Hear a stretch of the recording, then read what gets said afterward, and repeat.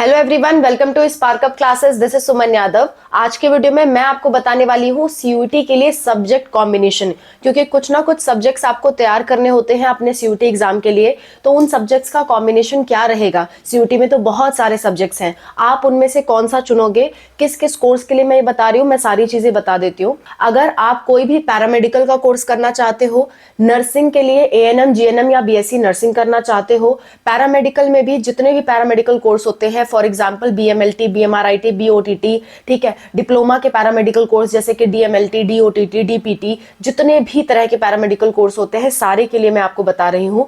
B pharma, D pharma के लिए बता रही हूँ, प्लस आपको बीएससी बायोलॉजी से रिलेटेड जितने सारे कोर्सेज हैं, for example BSc life science हो गया, बीएससी जूलॉजी हो गया, बीएससी बॉटनी हो गया, बीएससी एग्रीकल्चर हो गया, बीएससी आपका माइक्रोबायोलॉजी हो गया, बायोटेक्नोलॉजी हो गया, फॉरेंसिक साइंस हो गया, बीएससी बायोफिजिक्स हो गया, बीएससी आपका बायोकेमिस्ट्री हो गया, जितने भी तरह के बीएससी बायो से रिलेटेड कोर्सेज आपके हैं उन सब के लिए बता रही हूँ। सेकेंड थिंग, बीएससी अगर आप फिजिक्स करना चाहते हो, बीएससी केमिस्ट्री करना चाहते हो, तो भी यही सब्जेक्ट कॉम्बिनेशन आपको काम देंगे।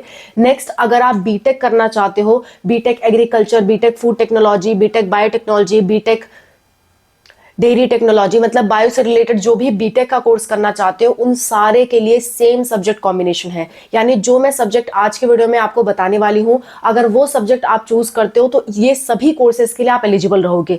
जैसे आपके मार्क्स आएंगे जिस हिसाब से, उस हिसाब से आप उस कोर्स के लिए अप्लाई कर देना। ये सारे कोर्स के लिए आप एलिजिबल हो जाओगे केवल 5 सब्जेक्ट से, ठीक है, और 5 ही मैक्सिमम सब्जेक्ट आप चूज भी कर सकते हो।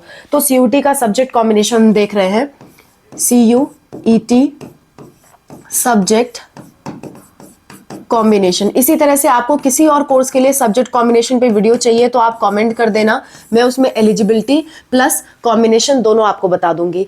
तो देखिए, सीयूटी सब्जेक्ट कॉम्बिनेशन किस किस के लिए मैं आपको बता रही हूँ, मैंने सारे बोल दिया। All BSc bio courses, BSc bio chemistry and physics courses, ठीक है। अच्छा, बीएससी अगर मैथ से करना चाहते हो तो उसका भी मैं लगे हाथ बता देती हूँ किनारे, लेकिन उसमें थोड़ा सा अलग होगा सब्जेक्ट, बीएससी मैथ से रिलेटेड भी बता दूंगी।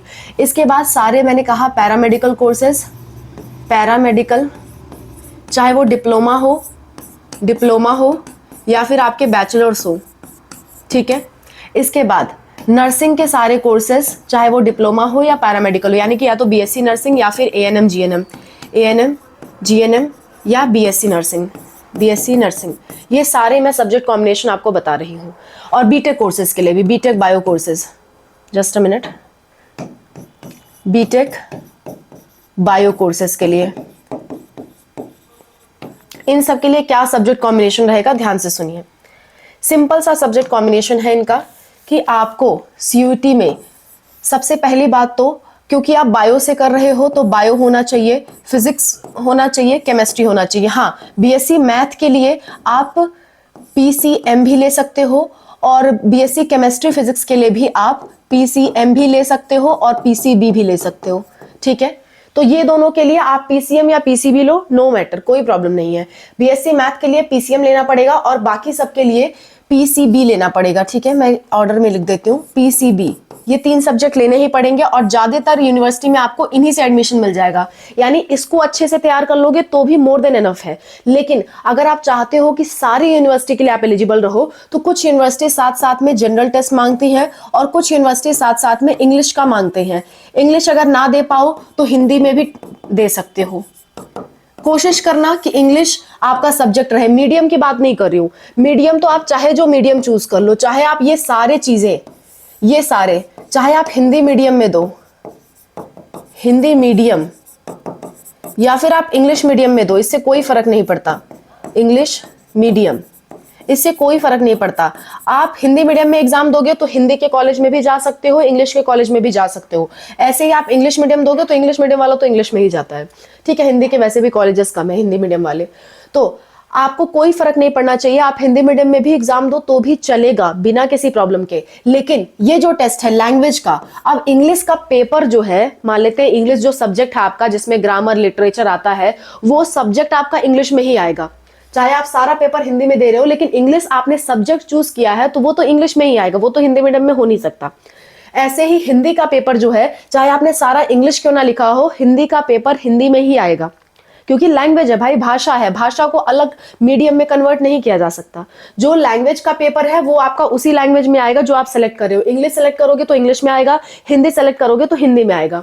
ये सारे जो है ये आप हिंदी मीडियम का भी दे सकते हो, इंग्लिश का भी दे सकते हो, आपकी मर्जी, टोटल आपकी मर्जी, इसमें कोई ऑब्लिगेशन नहीं है, ठीक है। और मैक्सिमम 5 ही सब्जेक्ट चुन सकते हो, इससे ज्यादा नहीं।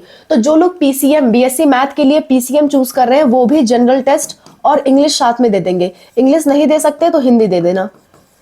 ये सब्जेक्ट रखोगे इजीली आपका मैक्सिमम से मैक्सिमम यूनिवर्सिटी टारगेट हो जाओगे। मैं तो ये कहूंगी 99.99% यूनिवर्सिटीज जो है इसी सब्जेक्ट से टारगेट हो जाएंगी। आपको कोई भी अदर सब्जेक्ट देने की जरूरत नहीं है।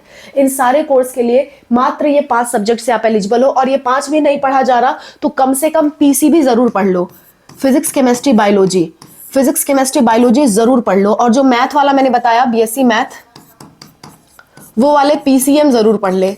और जो बीएससी केमिस्ट्री है, केमिस्ट्री या फिजिक्स है, वो चाहे तो पीसीएम पढ़ ले चाहे तो पीसीबी पढ़ ले, दोनों में से कोई भी एक, ठीक है।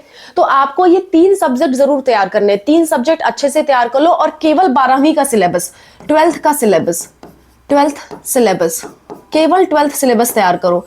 केवल 12th सिलेबस तैयार करोगे तो भी आपका सिलेक्शन इजीली हो जाएगा। अगर आप चाहते हो कि हम आपकी प्रिपरेशन कराएं, प्रीवियस ईयर क्वेश्चंस कराएं, तो उस केस में हमारा दूसरा चैनल है स्पार्कअप स्टडी, स्पार्कअप स्टडी। आप उस चैनल को विजिट कर सकते हो। प्रिपरेशन आपको उसी पे कराई जाएंगी, प्रैक्टिस आपको उसी पे कराई जाएगी। मई में आपका एग्जाम पड़ेगा, हम आपको प्रीवियस ईयर क्वेश्चंस तो जरूर ही प्रैक्टिस करवाएंगे। हाँ, अगर आप इन पे वीडियोस चाहते हो, कमेंट में जरूर लिखिएगा कि आप प्रिपरेशन करना चाहते हो। सब्जेक्ट लिखिएगा कि कौन कौन से सब्जेक्ट की प्रिपरेशन करना चाहते हो, प्लस ये भी लिखिएगा किस मीडियम में प्रिपरेशन करना चाहते हो, हिंदी मीडियम या इंग्लिश मीडियम। इतना आप लिखेंगे तो हम जरूर आपके प्रिपरेशन के बारे में कंसिडर करेंगे। That's all, thank you so much for watching. I hope this video is helpful for you. कोई दिक्कत, कोई परेशानी होती है कॉमेंट में जरूर बताइए, हम आपकी हेल्प के लिए हमेशा तैयार हैं। और सीयूटी एग्जाम क्या है, अगर आपको एक एक डिटेल्स उसकी नहीं मालूम है तो प्लीज ये वीडियो देखिए। इसमें मैंने A to Z सारी बातें सीयूटी 2026 से रिलेटेड बता रखी है। उसे आप देखिए, चेक करिए और उसी के अकॉर्डिंग फिर आप क्या करिए, फॉर्म भरिए। और फॉर्म आपका ये फरवरी में आएगा, फरवरी मार्च में आप एक्टिव रहिएगा। पिछले साल 15 मार्च के लगभग आया था, पर आप फरवरी से ही थोड़ा सतर्क रहिएगा। हो सकता है फॉर्म थोड़ा बहुत जल्दी भी आ जाए, हो सकता है, इसलिए आप थोड़ा सतर्क फरवरी से रहिएगा। फॉर्म तो मार्च में आना है, पर आपकी सतर्कता होनी चाहिए, आपकी अलर्टनेस होनी चाहिए। अगर आपको सारी अपडेट सीयूटी से रिलेटेड चाहिए तो डिस्क्रिप्शन में एक प्लेलिस्ट है सीयूटी 2026 की, सेव करके रख लीजिए। सीयूटी 2026 की अब से लगा करिए, जब तक आपका एडमिशन नहीं हो जाता तब तक सारी वीडियोज आपको उसी में मिलती रहेंगी। That's all, bye, take care, wish you all the best.